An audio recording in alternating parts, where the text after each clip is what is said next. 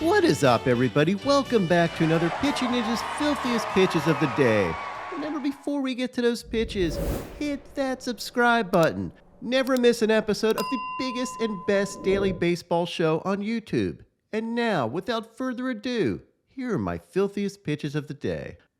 I'm going to start with Taj Bradley, who had 9 Ks in 5 1/3 scoreless innings, giving up only 3 hits. My man just got called up, is 22 years old, and already pitches like a vet. His fastball was up to 98, he had these nasty changeups, and wicked curveballs. Really impressive stuff from Taj Bradley. He was up against Nick Lodolo, who honestly had an awful day. He did have this breaking ball that ended up behind a hitter who swung, which is his trademark, but also had these back foot breaking balls that kind of lived up to their name, without a swing. He just kept hitting hitters and giving up hits, giving up 8 runs in 4 2/3 innings and 12 hits. But Lodolo is a filthy pitcher and he'll bounce back from this. It's a tough sport. Sometimes you're the baseball, and sometimes you're the foot. Edward Cabrera had 8 Ks in 6 innings, giving up only 2 runs, and these ridiculous changeups up to 93 miles an hour. These high velo changeups are his thing, and he also had these mean curveballs. He was up against Alex Wood, who had this fastball and slider. Vince Velasquez had these sliders on his way to 7 strikeouts in 6 innings, giving up 3 runs. Ken Waldichuk had a great start for the A's, and there haven't been many of those for A's starters this year. He had 5 strikeouts and 5 scoreless innings with these changeups. And he faced off against Marcus Stroman, who was great again. Stro went 6 scoreless innings, giving up only 2 hits, and had these painted breaking balls. Marcus Stroman's now pitched 4 games for the Cubs and only given up 2 runs. His ERA this season is now .75. Zach Wheeler had 7 strikeouts in 5 innings, giving up 4 runs. He had these sliders, and I did an overlay of his fastball and curveball, and you can see why that's a tough combination, although his foot kind of blocked the curveball. Zach, next time have the common courtesy to move your foot out of the way. He was up against Lance Lynn, who wasn't that great either, but did have this backdoor cutter and painted curveball. He had 7 strikeouts in 5 1/3 innings, but gave up 5 runs. Eduardo Rodriguez was stellar with 10 strikeouts and 8 scoreless innings thanks to his sliders, cutters, and fastballs. He was up against Peyton Battenfield, who was solid again with 5 strikeouts and 6 innings, giving up only 1 run thanks to his cutters. Although the downside of this outing is I had a Twitter follower say, "Love is a Battenfield." And now I can't get it out of my head. Chris Bassett had his cutter, 2-seamer, and sweeper working. He had 5 Ks in 6 1/3 scoreless innings, giving up 3 hits. Bassett had a terrible first couple of games, but his ERA keeps dropping, and it's now down to 5.4. And I expect it to keep falling from there because Bassett is a stud. Nate Eovaldi had these nasty splitters and 5 strikeouts in 6 innings, giving up 2 runs. Logan Gilbert had this 97-mile-an-hour fastball and this neat twisting splitter. That is a nasty pitch. He had 8 Ks in 6 innings, but did give up 4 runs. Lucas Giolito absolutely shoved. He had these changeups, fastballs, and sliders, and had 7 Ks in 6 no-hit scoreless innings. And if you see his body language on these strikeouts, you can see how confident he was. And a confident Giolito is very tough to hit. Dean Kramer had these fastballs that were up to 97 miles an hour and some nasty cutters. He had 6 Ks in 5 2/3 scoreless innings, giving up only 4 hits. He faced off against Josiah Gray, who had 3 Ks in 5 innings, giving up 1 run, and had this curveball for a sword. Clayton Kershaw was dominant. He had this gorgeous Cooperstown curveball, as well as his fastball and sliders. He threw 7 scoreless innings, giving up only 3 hits. It had 9 strikeouts and let out an epic scream after his 9th strikeout. Inject this straight into my veins.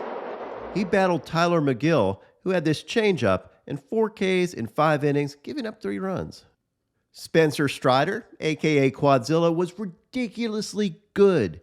He dominated the Padres, going 6 innings with 9 Ks, nice, giving up no runs and only 1 hit, carrying a no-hitter into the 6th inning.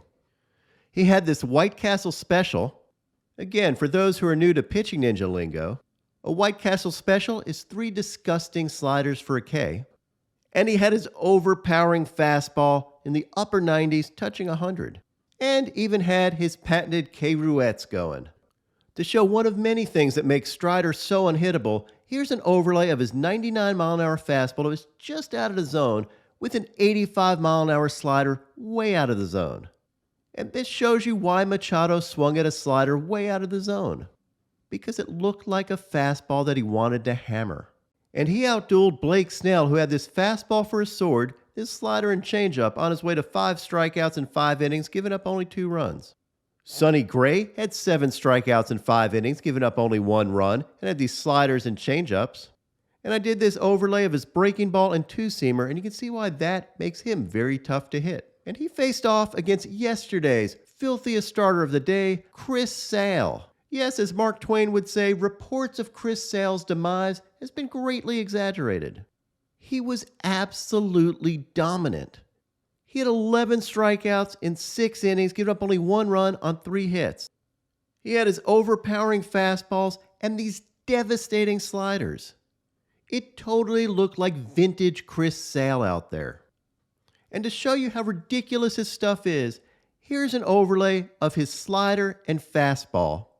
And those pitches look relatively the same when you're trying to make a decision to swing, and look where this slider ends up. Just totally insane. And speaking of insane, take a look at Chris Sale's face here. He looks like he wants to murder the hitter. And I guess this proves the old ninja adage that there's a fine line between a dude who chops up bodies to a dude who slices up throwback jerseys and mows down hitters. Okay, maybe this isn't an old ninja adage, and I just made that up. But it's true nonetheless. I also had to point out that sometimes umpires are just random strike ball generators.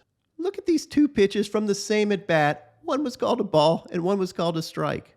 And I literally cannot tell you why. Now on to my filthiest relievers. Jimmy the Human Glitch Herget had this fastball and slider. And I got a shout out from Michael K. and David Cohn for coming up with the Human Glitch nickname. The pitching ninja, which you will follow, called him the Human Glitch. He does. If you look at his delivery, it's like, the video stopped and started on you in the middle of it. And then they showed Herget's mechanics, which shows you why he is the Human Glitch. Jimmy Lambert had these nasty changeups. Eli Morgan had this fastball and slider. Zay Curry had this filthy 76-mile-an-hour curveball. Alex Lang had this hammer. Ron Marinaccio had this sweeper and changeup. A.J. Puck had these 6 sweepers. Sir Anthony Dominguez had these overpowering fastballs. Gregory Soto had these 6 sliders. Jason Foley had this 91-mile-an-hour nasty changeup. Reynaldo Lopez had this slider and 100-mile-an-hour heat to end the game. Craig Kimbrell had this fastball knuckle curve. David Bednar had this dirty splitter. Brusdar Graterol had this 99-mile-an-hour 2-seamer and wicked slider. The Markham Madman Jordan Romano had these sliders. That's some nasty stuff. Jose Alvarado had these hellacious cutters. He now has 18 strikeouts in 7 1/3 innings. And I overlaid this 98-mile-an-hour sinker with this 94-mile-an-hour cutter, and you can see why he has all those strikeouts. That's impossible to hit. Yohan Duran had these incredible splinkers. We all should never get used to the fact that this man can basically throw 100-mile-an-hour splitters. Devin Williams had 3 Ks with his fastball and airbenders, and here's an overlay of his fastball and airbender, and all I can say is good freaking luck. Jordan Hicks, who's had an absolutely terrible year, had this absolutely disgusting stuff yesterday. Look at this 101-mile-an-hour sinker that totally disappears. And he also had these 6 sliders. This stuff shows you that even if he has a horrible start, it is still impossible to give up on a dude who is that filthy. But my filthiest pitch from a reliever yesterday was this slider from Matt Brash. Oh my God, I don't know what you can do with this. This is just an angry slider. And I overlaid it with his fastball just so you can see how nasty that movement is. That slider kind of looks like a fastball, and then it drills into the earth. Filthy. And now, my pitching ninja moment of zen. What could be more zen than a stoned Woody Harrelson on the Yankees broadcast? His description of watching brain surgery is amazing. Whatever the profession is, one time I played at surgeon, and I went and watched brain surgery happening, here in New York.